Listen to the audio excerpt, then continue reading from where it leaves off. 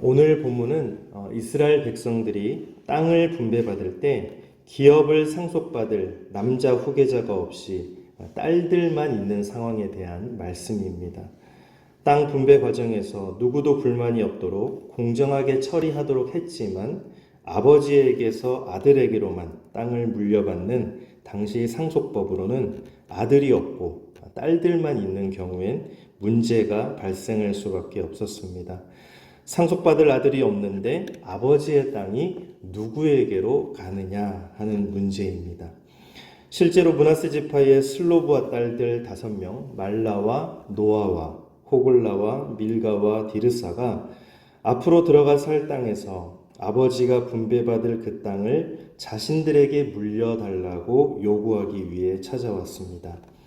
이들은 4절에서 어찌하여 아들이 없다고 우리 아버지의 이름이 그의 종족 중에서 삭제되리이까? 우리 아버지의 형제 중에서 우리에게 기업을 주소서 하고 주장했습니다. 오직 남자만이 재산을 상속할 수 있었던 당시 부계 상속의 전통 속에서 오늘 본문의 슬로브와 딸들의 요구는 어쩌면 매우 되바라진 여성들의 기센 발언쯤으로 취급받을 수 있는 위험을 무릅쓴 행동입니다. 더 나아가서 이게 법이고 이미 정해진 일이니 함부로 나서지 말라고 입막음에 갖은 위협을 받을지도 모르는 일입니다. 그래서 모세와 제사장 엘르아살과 그 지휘관들 앞에 서기까지는 이 딸들에게 엄청난 용기가 필요했는지 모릅니다. 누구는 태어나면서부터 자연스럽게 누리는 것들이 누군가는 큰 위험을 감수하면서까지 가까스로 용기를 내어야만 겨우겨우 목소리를 전달할 수 있는 처지도 있습니다. 하나님의 나라는 그 목소리에 귀를 기울이고 누구도 억울함 속에서 그 이름이 삭제되지 않게 하는 정의의 나라입니다.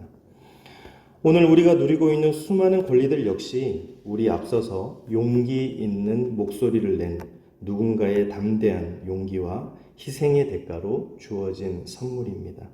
견고한 가부장적 문화 속에서 하나님의 정의를 향해 목소리를 낸 슬로브와 딸들의 소중한 발걸음을 묵상하면서 지금 우리 곁에서 정당한 권리를 얻기 위해 내는 그 목소리들이 삭제되지 않도록 지켜줄 책임이 있습니다. 탁월한 중보자 모세는 슬로브와 딸들의 요청을 주의 깊게 듣고 나서 선례를 찾아볼 수 없는 진퇴양난의 상황 속에서 그 문제를 가지고 하나님 앞으로 나아갑니다. 가족의 기업을 지키는 문제와 남자만 상속받을 수 있다는 두 관습의 충돌 속에서 당시 전통을 따라 혹은 이미 제정된 법과 원칙에 따라 혹은 지금까지의 경험에 근거하여 판단을 내릴 수도 있었을 것입니다. 그러나 모세는 이 문제에 대한 하나님의 뜻을 물으며 하나님을 의지합니다.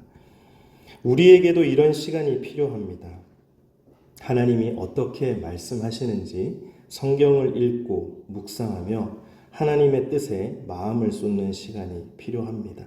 실제로 교회나 기관에서 어떤 문제를 놓고 회의를 거듭하는 가운데 그 사안에 대해 하나님의 뜻을 묻고 기다리며 하나님의 말씀을 따르는 공동체적인 적용과 순종이 이루어지는 일이 드문 현실이 안타깝습니다.